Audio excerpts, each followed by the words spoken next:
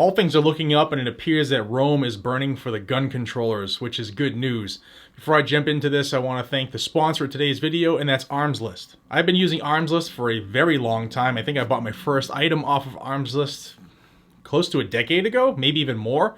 And I've used it several times since. Now what Arms List does, it allows you to shop your local area for some face-to-face deals, and they also have over 1,300 national FFLs, which makes it easier for you to find some of the items that you're looking for. You can sell your items as well face-to-face, and they make it easy. You just pay your low monthly membership and enjoy all the benefits. There's no other added fees, BS, or anything like that. To get access to exclusive deals from the Arms List marketplace, check them out at armslist.youknowwhat, and thank you to Arms List for sponsoring today's video.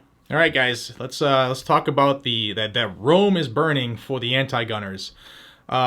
If you remember, it was 2 weeks ago we had the shooting in the subway in New York, maybe 2.5 weeks ago, and a lot has happened since then. We know more about the perpetrator, the items used, but facts schmacks. The pressure on these anti-gunners about the approaching New York State Rifle and Pistol Association v. Bruen case has them shaking in their boots. Shaking in their boots so much so that, for instance, New York is looking to add more anti-gun laws on the books before this case comes out. Again, this case is pending. It could come out any time. We're most likely going to see it next month in June, but the anti-gunners are acting fast to try to implement another wave to go around what they see as a 2A victory coming down the pike. For instance, this was the statement by Assembly Member Joanne Simon out of Brooklyn on the April 13th shooting. Now, I'll just give you a bit of this because a lot of this is just propaganda from the anti-gun side. She said, in New York State, we have very strict laws limiting the ability of New Yorkers to legally purchase, own, and carry guns. It's just that. That's an infringement. She just says it right there. And they have helped ensure that New York has one of the lowest rates of gun deaths in the country. However, guns in New York City are most frequently trafficked in through the iron pipeline from other states with lax gun laws. We need effective and comprehensive federal gun violence protection laws to counter this illegal trafficking of firearms into New York City and New York State. Nothing about the criminals and how they're the ones doing it, not the law-abiding gun owner. I'm going to go down to the last paragraph here because this is all telling here. The New York State Rifle and Pistol Association, an NRA affiliate, has challenged the constitutionality of one of the most important laws that has kept New Yorkers safe for a century. The Supreme Court is expected to rule on this case this summer.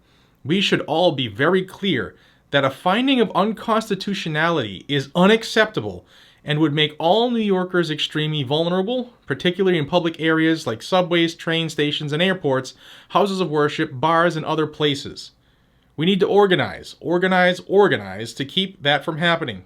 Connect with Moms Demand Action against gun violence, or New Yorkers against gun violence, or Gays Against Guns. Now, she's the same person who submitted a new bill that will look to add more gun bans.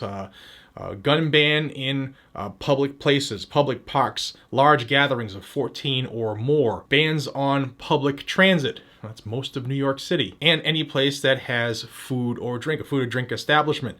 Again, that's anywhere you're going to go, basically. And theoretically, if you think outside the box like they're doing behind closed doors, if a gun range or a shooting event it has 14 people, then that would ban firearms at that location as well. And it's not just her in New York.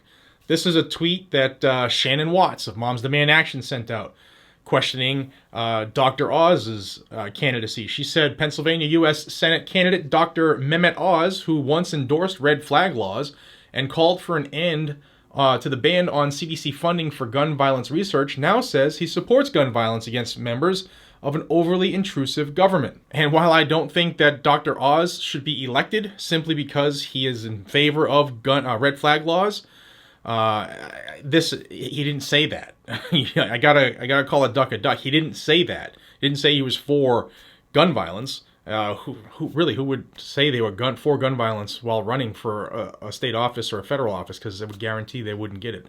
But Dr. Oz, even though he's been backed by former President Donald Trump, he has been anti-gun. And now he's running for Senate and says that he is for constitutional rights, but he's for and has been he's come out for for red flag laws. And then there's an email that Everytown for Gun Safety sent out to all of their supporters for a call for money for fundraising. Now, I want to thank the couple of folks who sent this to me. We have some moles in certain places, so thank you. Also, my buddy John Petrolino over at Ammoland did an article about this too, so I'll have that link down below if you want to read more. He did a really good job.